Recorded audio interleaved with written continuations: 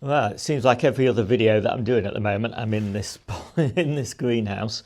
Today we're going to do the seedling progress video for the month.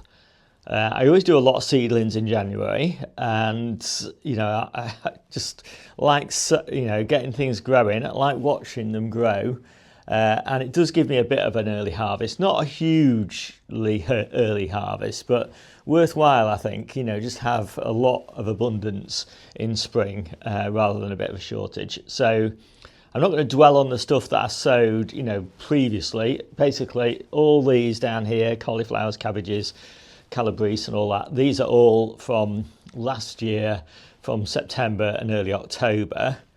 What I've got here is the new stuff, so that's what I'm going to talk about a little bit more. So these are the Meteor peas, and these are going to actually go just effectively where that camera is, in that container down there. I'm going to try for a harvest in sort of late April from these. They're not looking that strong at the moment, but I think they'll do better when they're planted out. These peas, though, are the ones that are going to go in one of my low tunnels and maybe in the polytunnel as well. And these are Sugar Snaps and Oregon Sugar Pod. I always do my peas the same, basically at the backs of my low tunnels. And yeah, it works really nicely there. Get them nice and early and all that sort of thing. Did a dedicated video though, all about growing early peas, so I won't talk about that anymore, but I'll put a link to that down in the description. I've got my peppers here. So these are the peppers that are going to grow on in this greenhouse and then go outside probably middle of June, something like that. So they're just a few, 25% basically of my peppers that I want to grow for a really nice early crop. Just starting to see the true leaves come. So I'm going to be pricking these out today probably.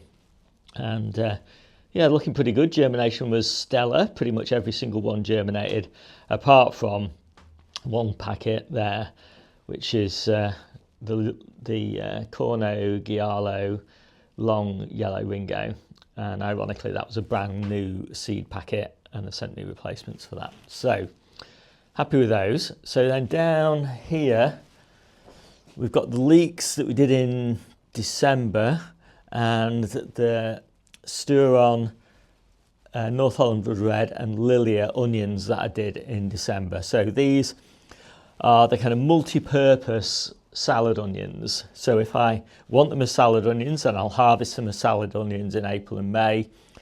If I find I've got too many salad onions, which can sometimes happen, then I'll leave these to grow on and bulb up, and probably harvest them in June and July.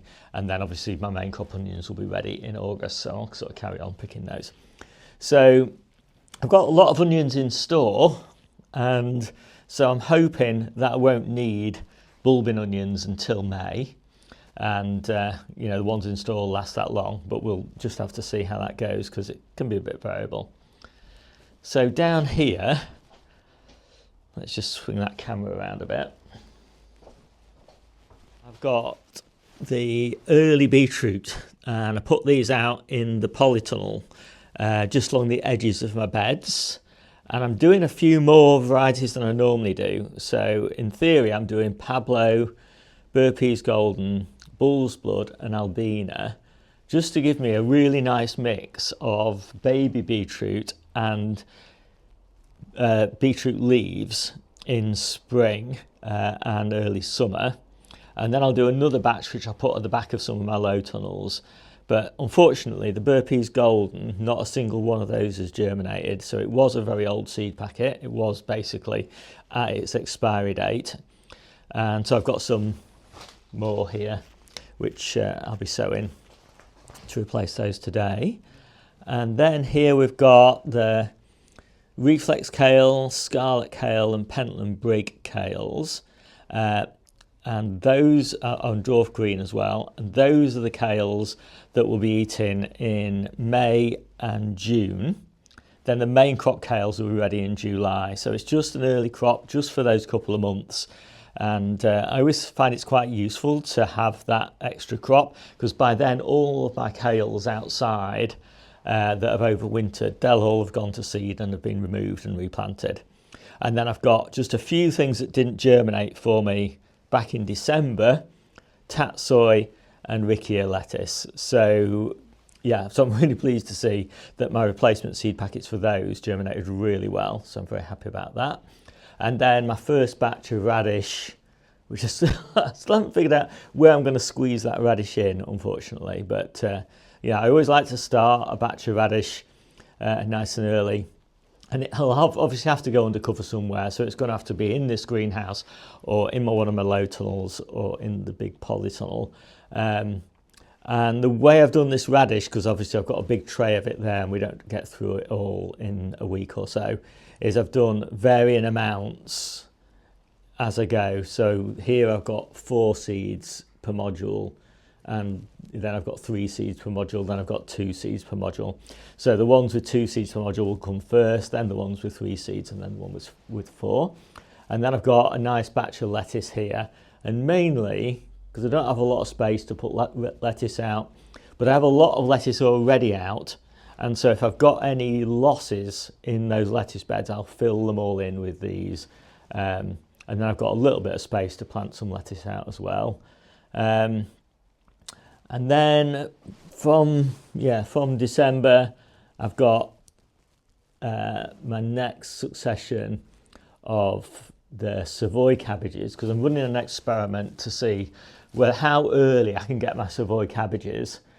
So I've got some that I've just planted out actually, and they're looking really nice at the moment. But whether they'll go to seed or not on me in spring, I don't know.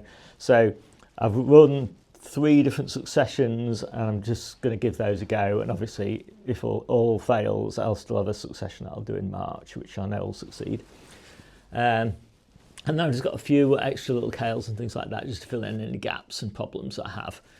And then I've got some calabrese here. So all of these are from December, early December.